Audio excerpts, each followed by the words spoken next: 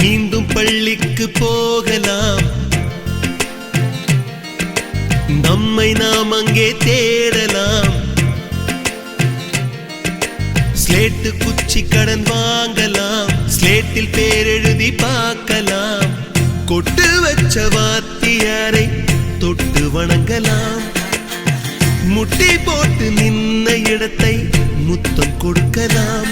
பள்ளிக்கூடத்தில் சொன்ன பாடத்தில் இந்த உலகத்தை நாம் அறிந்தோம். அன்னை மடியென நம்மை தாங்கிய இந்த பள்ளியை ஏன் மறந்தோம்?